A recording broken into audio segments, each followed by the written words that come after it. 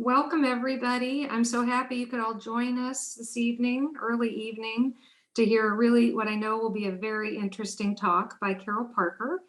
Carol Parker is a board member at the League of Women Voters North County. She's been very active in climate issues. She serves as a member of the League of Women Voters California Climate Change Task Force on the Food, Soil, and Ag Committee, as well as the League of Women Voter U.S. Climate Interest Group, also on the Food, Soil, and Ag Committee. Carol had a fabulous opportunity to travel to Glasgow, Scotland this past late November and early December to be an official representative for the U.S. League at COP26, the UN Climate Change Conference. So she's here tonight to share her experiences and her outlook on climate change following that conference. Thank you. Welcome, Carol. Well, thank you, Karen. So I'm going to start sharing my screen.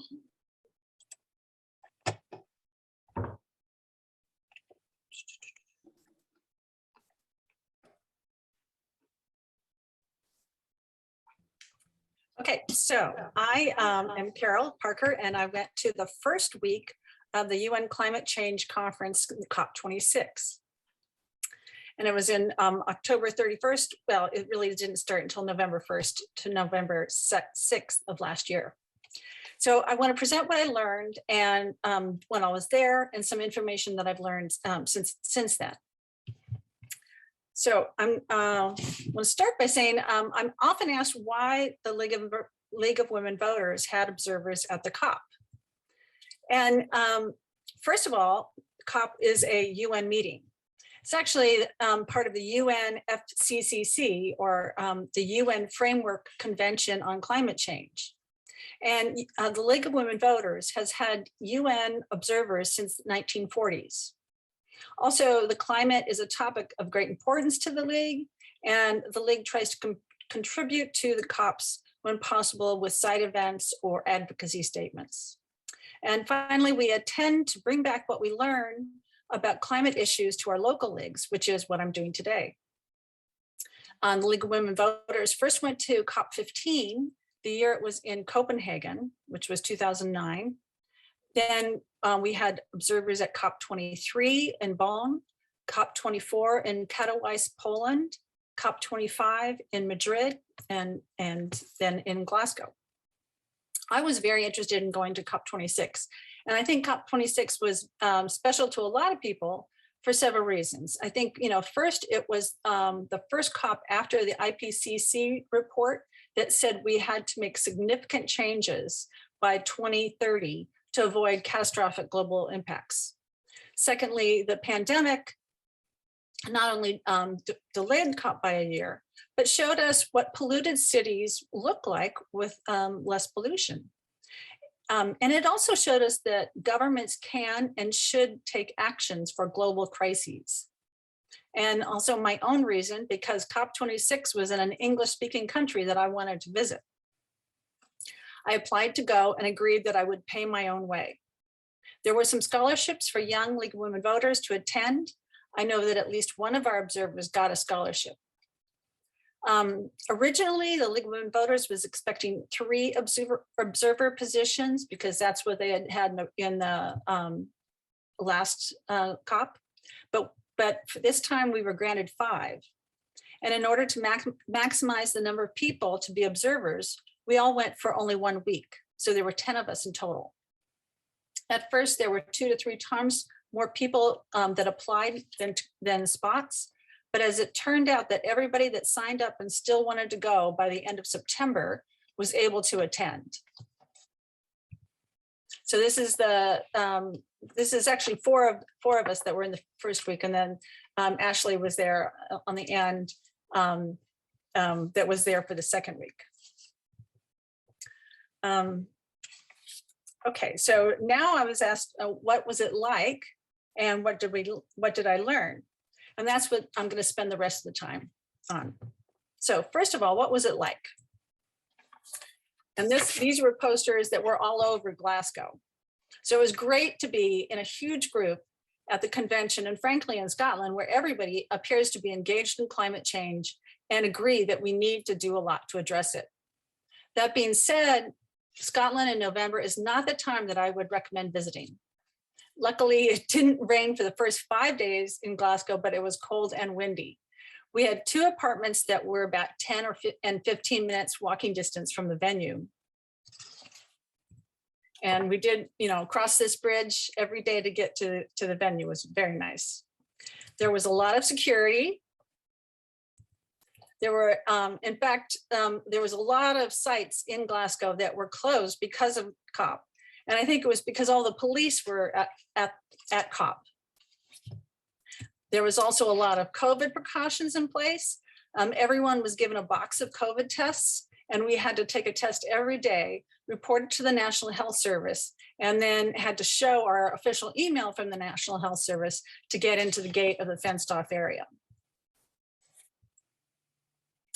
So that's the gate to the fenced off area. Then once we got inside, we would wait in a huge crowd so that we could get inside and then become spaced out for COVID precautions once again. And Cheryl, excuse me, did you want to remind people that if they have questions to put them in chat for the end of the after you finish speaking? Oh, well, thank you, Nancy, for reminding everybody. Yeah, so I'm hoping to get through the talk and answer questions after that. So if you have questions beforehand, go ahead and put them in the chat.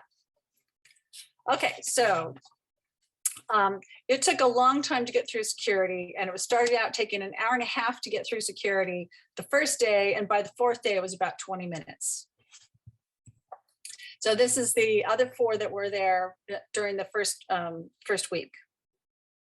So once you got in, it was a huge conference, and there were negotiation sessions, plenary sessions, side meetings, and a lot of party or country pavilions, kind of like the vendor booths at a big conference.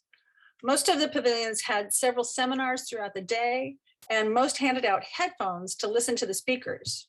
It was crowded and hard to get into rooms.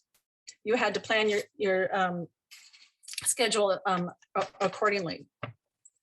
So this was on the wall in the French Pavilion, which I thought was hilarious because, this was the French Pavilion, possibly mocking the US hashtag.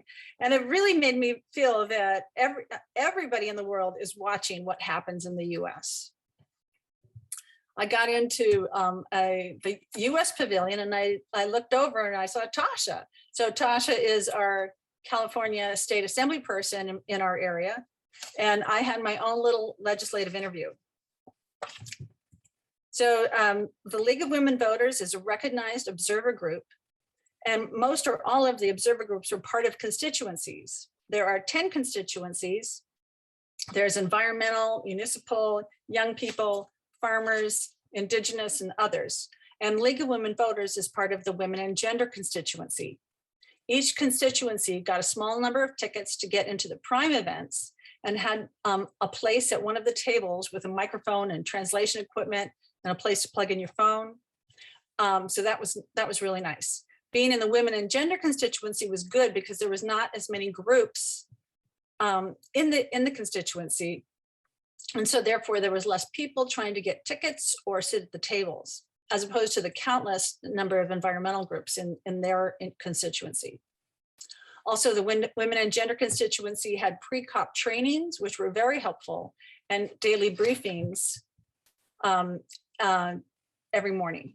So you can see how the COVID precautions, the venue required that the chairs be spaced out. But of course, when you're in a group, you get together as a group. So this group provided the feminist climate advocate mask every day, different colors. So the League of Women Voters co-hosted a UN side event on disabilities in the context of climate change. And Robin Tukmakian, she's in the center. I don't know if you can see my pointer now. She was a moderator. So Robin was also the organizer for all of the observers going to COP. So she mediated the event. And so this event highlighted that how we need to consider disabled people when planning for our future in climate change. This group has already had difficulties with increased flooding that affects affects ground floor housing and transportation that is used by disabled people. I attended one negotiation session on Article 6, which is regards to carbon pricing and taxes, but it was obvious that the group of national representatives had been working on the document for many months and weren't giving much context to why parties were asking for a single word change. After that, I attended plenary sessions or side events or presentations in the pavilions. Okay, so what did I learn? I learned that the global effects of climate change are so much bigger than I thought. So the all in for 1.5 and also the tagline, keep 1.5 alive, refers to making the changes such that we keep global warming down to only increase of 1.5 degrees C. There was so much to learn, but I wanted to highlight just a few things: deforestation, climate smart agriculture, financial sector efforts, hydrogen, and then the UNFCCC gains made at the COP26. Okay, so I'm going to start with, I went to a plenary session, and this is sort of a zoomed in view of the plenary session. It was actually a huge room.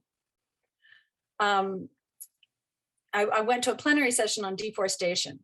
And I want to start by saying that presently there's only one way that we can capture a very large amount of carbon from the atmosphere and store it in the ground. And that is with plants and trees, including photosynthesis in the ocean as well. Forests take up to 2.6 billion tons of CO2 every year. So if we're thinking of forests, we're really looking at three major forest systems in the globe. You have the Amazon. In Africa, there's the Congo River Basin, and also in Indonesia or Southeast Asia. So deforestation is the cutting down of forests to make way for cattle grazing or agriculture, as in the Amazon, palm oil plantations in Indonesia, or fuel wood or agriculture in the Congo. Okay, so there is one football field of tropical forest lost every 6 seconds. It's just massive. It's hard to, the present loss of the world's forest is so massive, it's hard to get my head around. Since President Bolsonaro took office in 2019, the rate of deforestation in Brazil is up by 45%. Brazil's total greenhouse gas emissions rose 9.5% in 2020. While the rest of the world's declined. The Amazon is now considered an emitter of carbon into the atmosphere, which is just amazing. So deforestation happens because of economic reasons. Some may be due to the indigenous people that need to make a living in their forests, but mostly it's from corporations who are making money from forest lands they own. I heard many times, indigenous people need to be part of the solution. And as one indigenous leader from Brazil said, referring to our shared global problem, we are all in the same canoe. So to combat deforestation, 137 leaders representing more than 90% of the world's forests have committed to work together to halt and reverse forest loss and land degradation by 2030 in the Glasgow Leaders Declaration on Forests and Land Use. The pledge is backed by 12 billion in public and 7 billion in private funding. And that's really, that's really great. But I also want to remind everyone that there was a previous agreement signed in 2014, the New York Declaration on Forests, which was supposed to have deforestation by 2020 and end it by 2030. And that didn't work out too well. So what's going to be different this time? Well, one thing that people talked about many times was one solution to address deforestation is to monitor the forests with satellites. And so there is quite a few imaging groups that are out there. I believe it's mostly NGOs and also academic groups that are monitoring burning of forests and deforestation problems. Another solution is to certify the legal timber, agricultural products, and palm oil that were not part of deforested lands. As I said earlier, palm oil plantations are the biggest reason for many of the for cutting forests in Indonesia. Palm oil is a component in very many items, from food to soaps, shampoo, detergent, ice cream, and many other things. The solution that I heard about was a public-private commitment of the 6 biggest grocers in the UK that have committed to use only legal certified deforestation-free palm oil in their brand products. This kind of thing is useful because it would be very hard for the regular consumer to be able to make forest-smart choices. And probably most people don't know or care about the destruction caused by palm oil. I would really like to see this kind of commitment in the US from private companies to attack climate change. The buzzwords used in the forest talks were environmental services, referring to forests providing a service that the world needs and that countries, businesses, people that can pay, should pay to maintain forests to soak up our CO2 that we are putting in the air. So the Forest and Land Use Plenary Session was during the Global Leaders Summit, and there were many prominent leaders that made impassioned speeches about saving our forests. I missed Boris and Joe Biden talking because it took so long to get through security. Okay, so I'd like to talk more about deforestation, but I'm already at a long time. So I'm gonna start with climate smart agriculture. So John Kerry said, we cannot get to net zero if agriculture and deforestation are not part of the puzzle. We need to do regenerative agriculture, and we need to build resilient agriculture. On the international side, more than 40 nations set out new commitments to change their agricultural policies to become more sustainable, less polluting, and to protect food supplies against climate change. One example is the UK's aim to engage 75% of their farmers in low carbon practices by 2030. Excuse me. The US Pavilion had some really promising talks on regenerative agriculture. The US Agriculture Secretary Vilsack said all the right things about incentivizing farmers to use science-based methods, creating healthy soils, conserving water, protecting topsoil, creating more sustainable markets, bringing technology for measuring carbon to be equally accessible for big and little farms, and protecting early adopters of climate smart agriculture.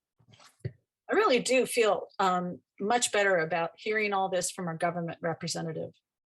The concern for regenerative ag basics and equity with smaller farms made me much more hopeful that the U.S. agriculture can truly be a carbon reducing sector. What I didn't hear about in the main conference was anything about food waste. I only saw this one sign in the green zone that was supposed to be open to the public, but it was still very restricted, I think, because of COVID. And food waste is something that I'm very interested in, and hopefully we'll be working on this year more. So next I'm going to talk about the financial sector, because I think that the financial sector could be a much faster way to affect change in the fight against global warming. You know, we all know what it's like when US Congress can't pass significant climate change agenda because of one senator. The global financial firms still have a lot of money and a lot of power to create change. They had the Glasgow Financial Alliance for Net Zero with over 450 firms across 45 countries that control $130 trillion in assets. And these firms are now requiring its members to set science-based targets for green investing. Then there was real progress on sustainability disclosure statements. So what is that? Well, you know how that publicly traded companies are required to disclose financial statements that include financial risks and executive pay and other things. At COP26, a new board will now set a baseline for disclosure standards for sustainability. This means that climate-related disclosures of companies or projects will give investors information on financial and climate risks. These disclosure standards should let investors compare apples to apples and lessen greenwashing. That is where companies mislead investors on climate gains or how good they are. And there's international support for making these climate disclosure standards mandatory. Mandatory disclosures are expected to drive the need for carbon credits, which in turn drives emission reduction projects. The UK is the first G20 country to make sustainability disclosures mandatory for large companies, with France and New Zealand following. So there were many companies, investor groups, and partnerships announced at COP26. So this is an example, and don't worry about reading these names because I don't know who they are. It's just, I think people were very happy to put their name forward to be in COP26. So here's another group that we're working for the Amazon.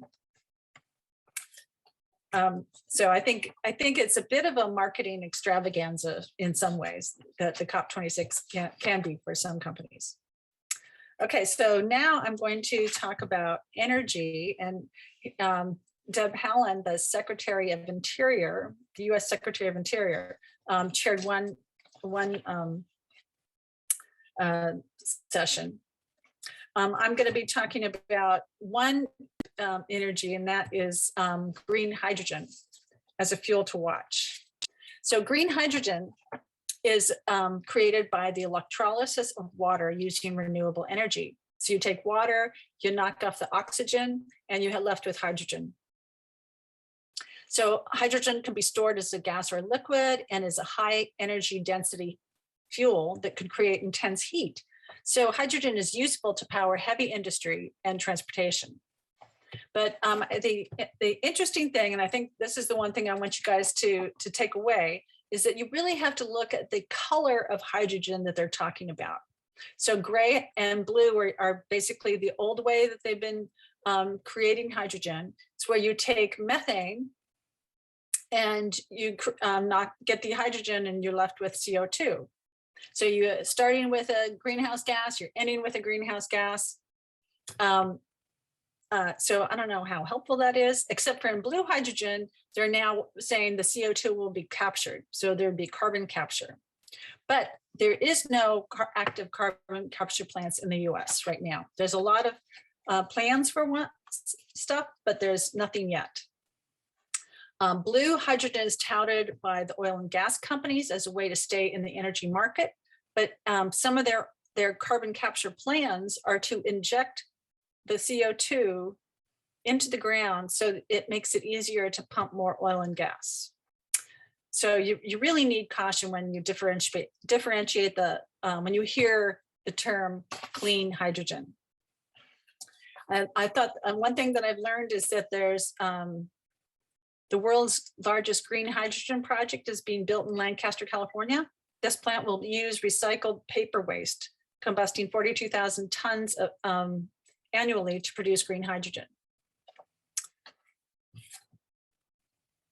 Okay, so you heard that everything was blah, blah, blah at COP26. And we saw these posters all over Glasgow. And well, even in my research for this talk, I kind of came upon varied numbers for how much money was pledged and over a different number of years. And I do agree that there was some greenwashing. But there were also wins for the UNFCCC. And, so COP26 was extended by a day to get the Glasgow Climate Pact signed by 200 plus countries. And some of the important parts were that the carbon offset market rules were finalized. So that's the, Article 6. And carbon markets, is where countries and companies may pay for activities such as planting trees that remove carbon from the air in order to count against their greenhouse gas emissions. And rules were established for country-to-country carbon credits, as well as country-to-company, to encourage private investment and also to eliminate double counting. There was an agreement on rules for transparency and accounting. And there was also the historic mention of the phase down of coal and the phase out of fossil fuel subsidies, as well as close to 90% of the global economy pledged to get to net zero in the future. And there was 100 plus companies, 100 plus countries that pledged to reduce methane emissions 30% by 2030. That's unfortunately, that was lacking China, Russia, and India.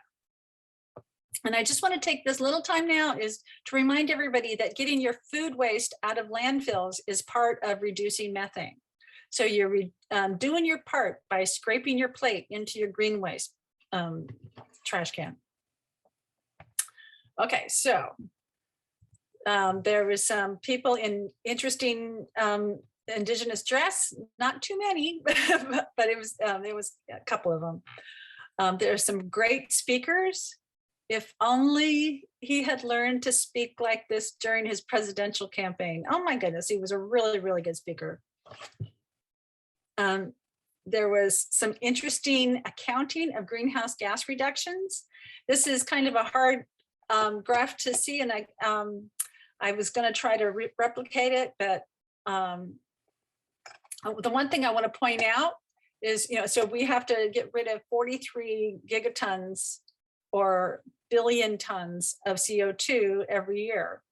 And the biggest contributor, the biggest reducer of greenhouse gas emissions is nature.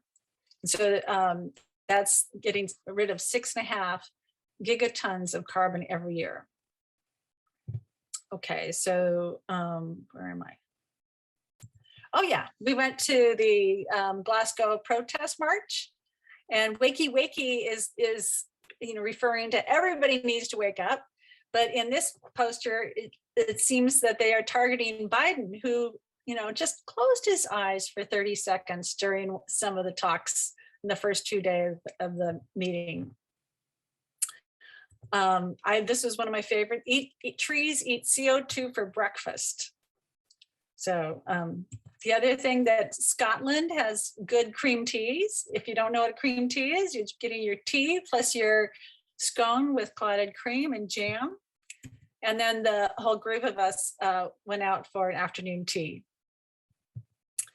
So this is Robin Sakmakian from Portland. This is Emily. She was from Connecticut. Alexis she is now from LA area. And then Ashley is from San Francisco area.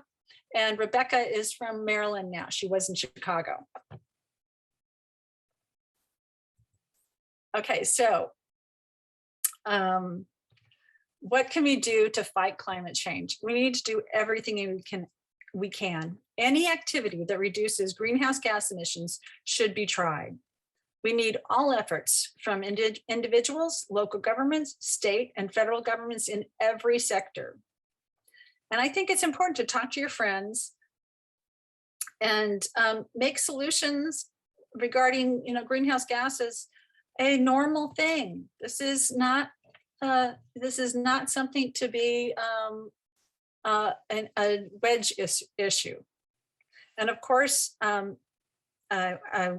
I think it's super important to vote for candidates in every level, from school board to president, that intend to make changes to reduce greenhouse gases, because that's everything.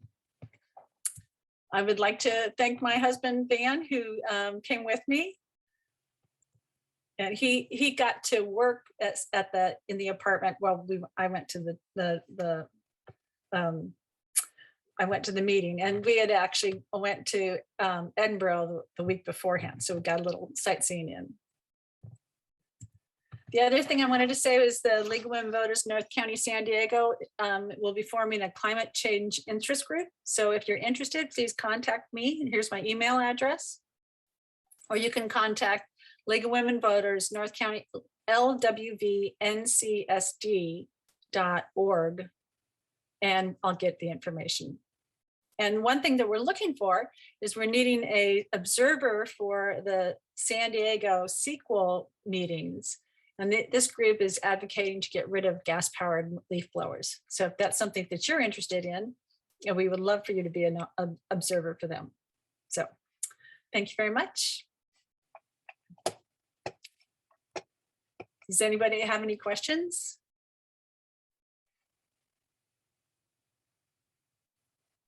Carol, we have one question. We have a couple comments first. One is, thank you for such a great report.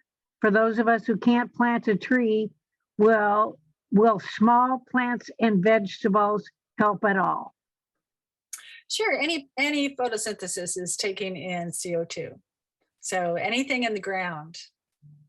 And regenerative agriculture really is hoping to keep your ground covered.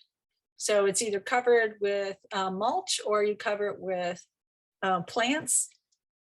But if you have some plants, you're getting CO2 into the ground. Okay, thank you. We have another comment. Private sector can do so much. Thanks for bringing this up. Next question. What was your favorite thing about the conference?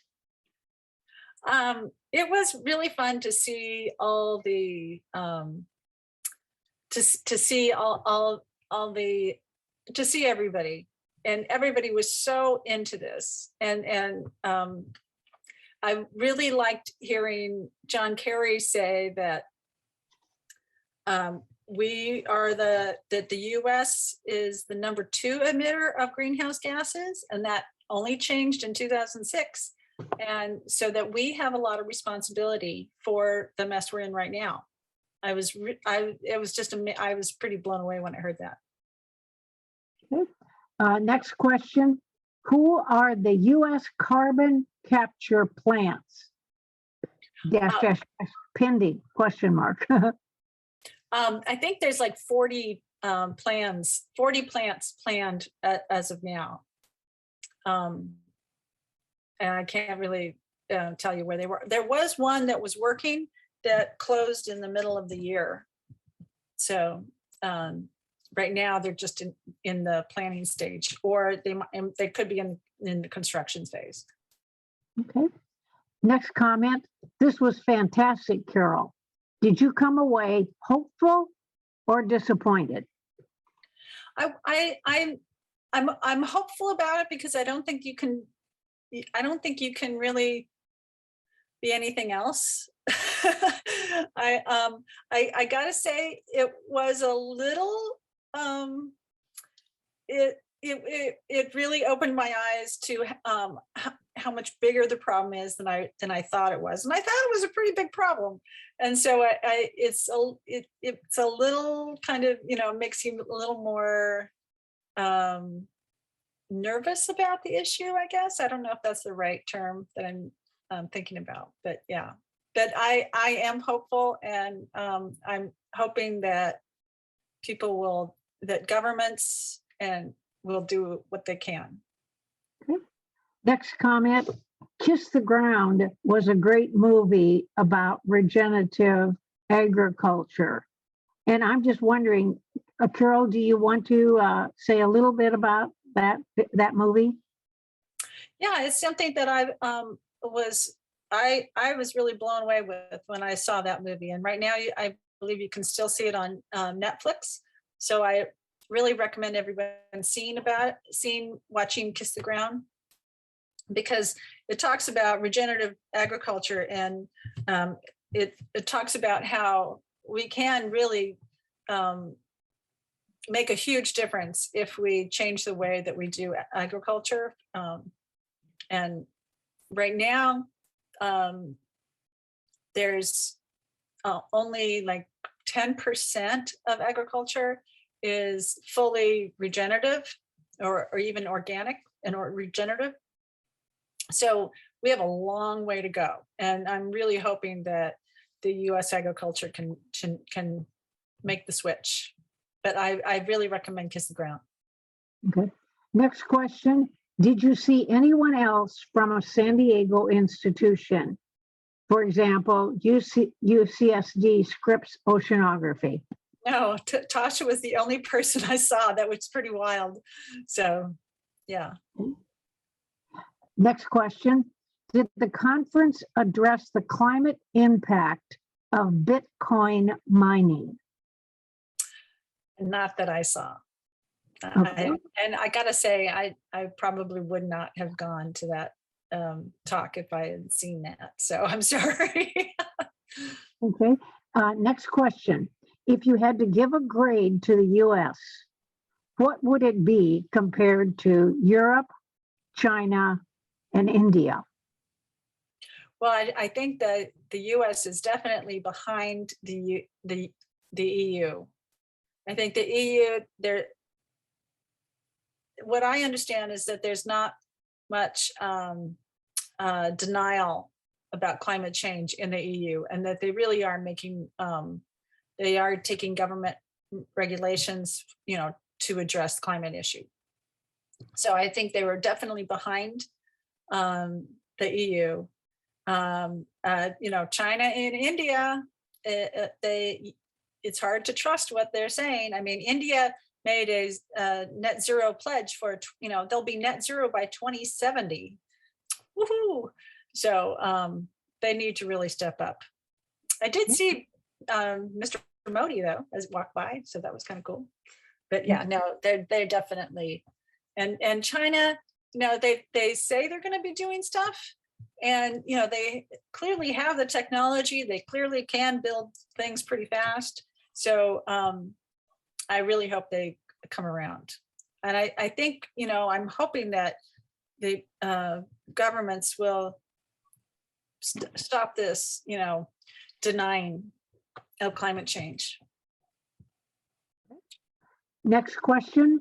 Did the conference talk about plant forward consumption? It did. And the other thing it has,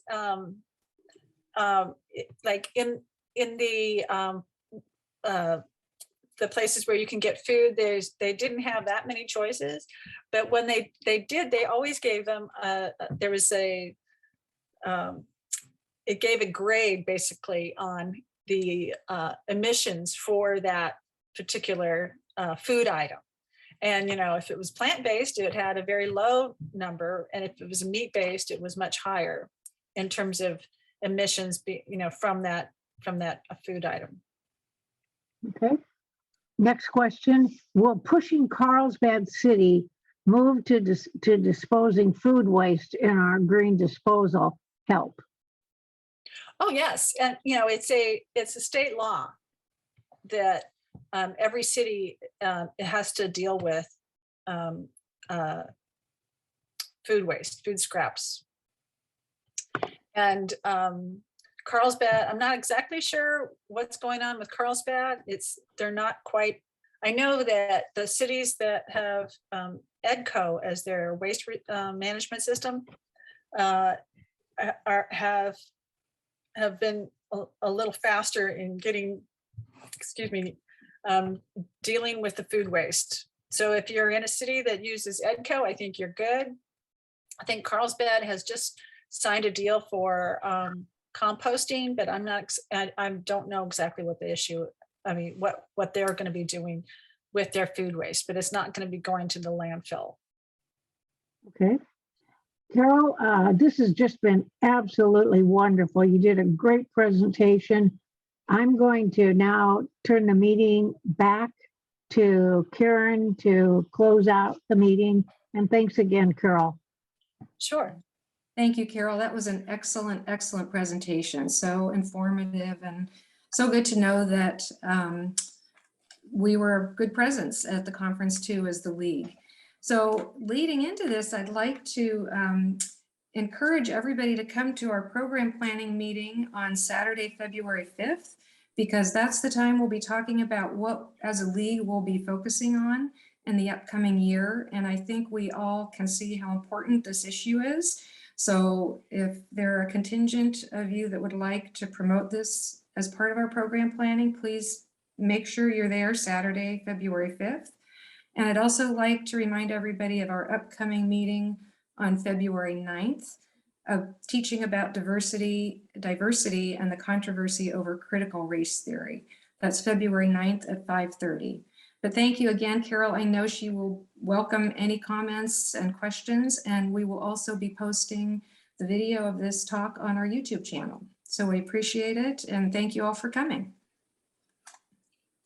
Thank you very much. Thank you.